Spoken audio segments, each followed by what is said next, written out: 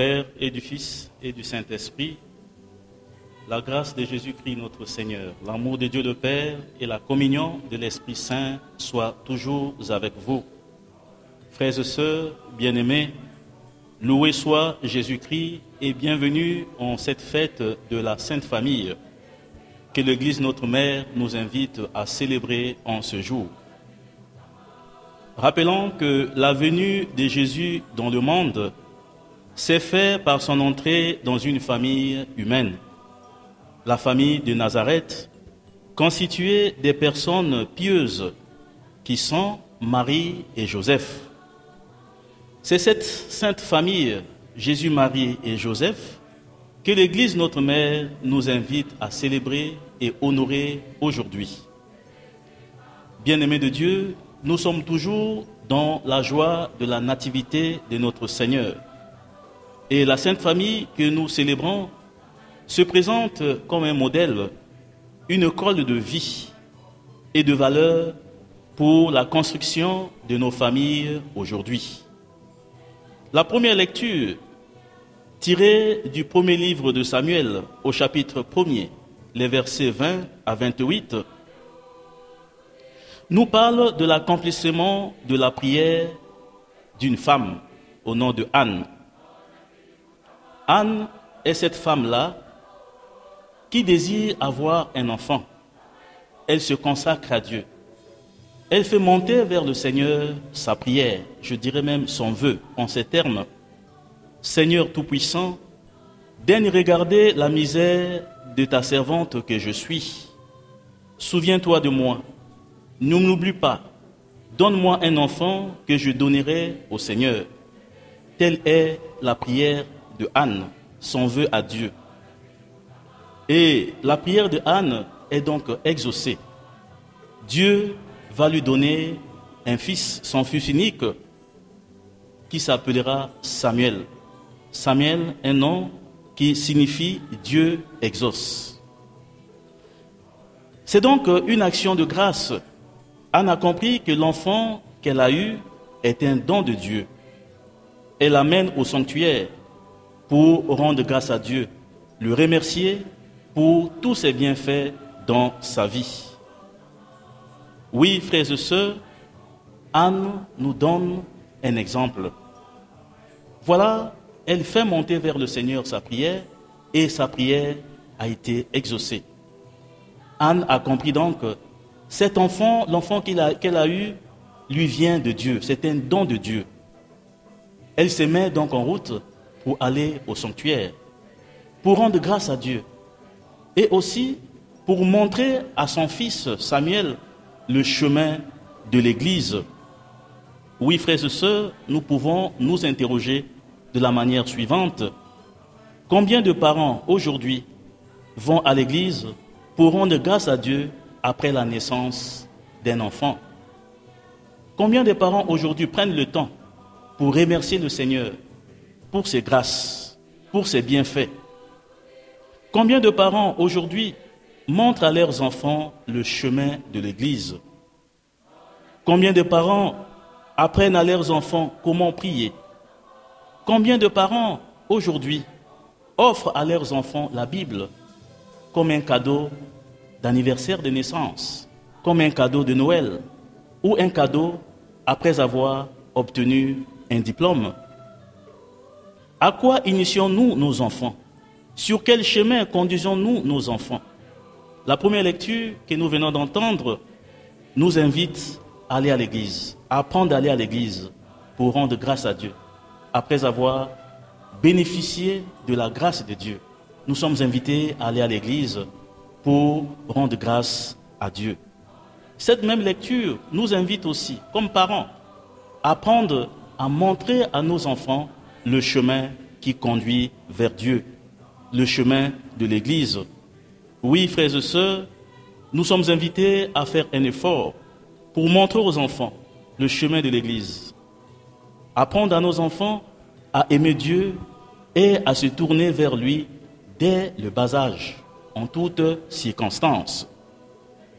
Dans l'évangile de ce jour, tiré du 2e chapitre de l'évangile selon saint Luc, au chapitre 2, les versets 41 à 52, nous voyons les parents de Jésus qui le cherchent. Les parents de Jésus qui cherchent Jésus. À Jérusalem, où ils étaient venus pour la fête. Après la fête, les parents constatent que l'enfant n'était plus avec eux. Ils se mettent alors à chercher l'enfant. C'est très important pour nous, parents, de se préoccuper de nos enfants, de savoir où ils se trouvent, parce que pour les parents, l'enfant est un don précieux. L'enfant est un don de Dieu. L'enfant est le fruit de l'amour des parents. Il est le centre du foyer, le centre du couple. Mais aujourd'hui, certains parents sont devenus irresponsables.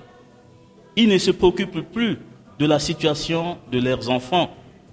Certains enfants sont dans la rue à longueur de journée. D'autres quittent la maison le matin pour aller à l'école. Les cours terminent à 15 heures, voire 16 heures. L'enfant revient à la maison vers 20 heures et les parents ne se préoccupent même pas de savoir où est passé l'enfant. L'enfant arrive à 20 heures. Oui, frères et sœurs, comme parents, nous sommes invités à veiller. Nous sommes invités à nous préoccuper de la vie et de l'avenir de nos enfants. Il y a des parents aujourd'hui qui vivent dans le luxe, qui voyagent, qui roulent dans les grandes voitures, mais qui ne s'occupent pas de l'éducation de leurs enfants. L'enfant est dans la misère, l'enfant est abandonné, livré à lui-même.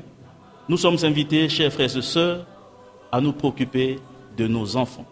Frères et sœurs, ce que Dieu nous donne, c'est pour le bien de nos enfants. Jésus disait dans Marc chapitre 10, verset 13, « Laissez les enfants venir à moi, ne les empêchez pas, parce que les enfants sont précieux pour Dieu. Ils ont de la valeur aux yeux de Dieu. Ils méritent donc amour et affection des parents. » Frères et sœurs, le rôle des parents est donc essentiel pour la construction de la vie de l'enfant. C'est une véritable mission que l'Église confiait à tant de mamans qu'au papa. Dans le même évangile, nous voyons Jésus comme un enfant qui fait preuve d'une soumission. Il donne l'exemple à nos enfants aujourd'hui. Il sait bien qu'il est Dieu, mais il est soumis à Marie et Joseph, ses parents. Voilà, frères et sœurs, une invitation pour nos enfants en cette fête de la Sainte Famille. Les enfants, soyez soumis à vos parents.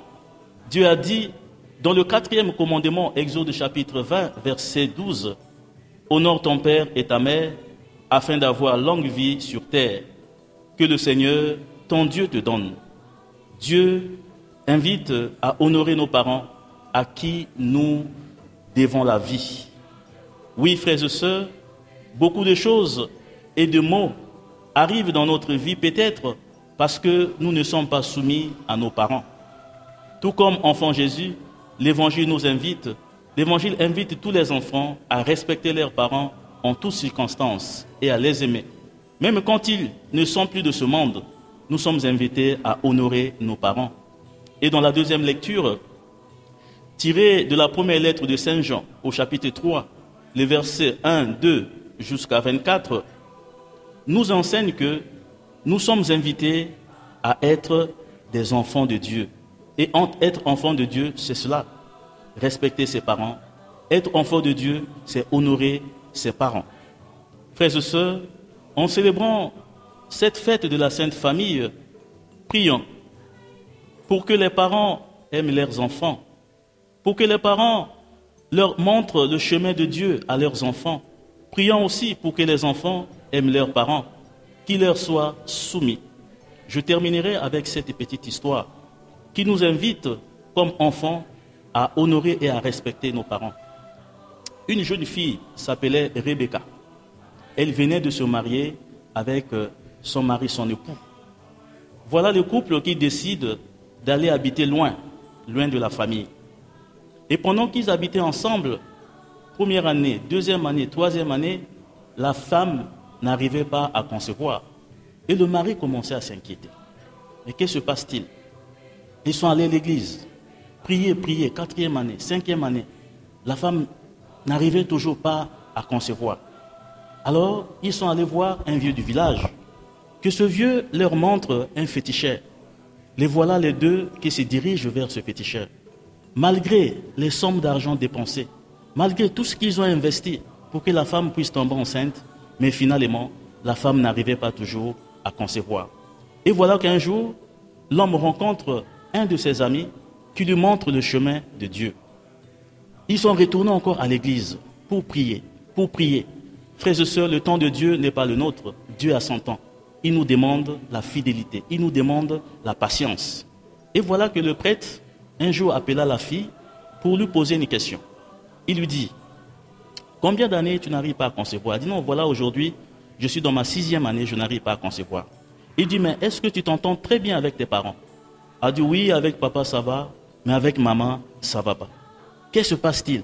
Oh, maman m'aime pas, voilà, on a eu des problèmes avec maman, maman ne me parle même plus. Même le jour où je me mariais avec mon mari, ma maman n'avait même pas mis pied au lieu de la cérémonie. Le prêtre demandant donc à la fille de retourner voir sa maman. La fille est retournée voir sa maman. Elle a obéi. Elle est allée voir sa maman, elle a parlé avec sa maman et sa maman lui a donné la bénédiction. À son retour, 2 mois après, la fille tombe enceinte et elle donne naissance à des jumeaux. Voilà, frères et sœurs, une histoire nous invite effectivement à apprendre à honorer nos parents. Comme nous dit dans Exode chapitre 20, verset 12, « Honore ton père et ta mère afin d'avoir longue vie sur terre. » Oui, frères et sœurs, enfants que nous sommes invités à être soumis à nos parents.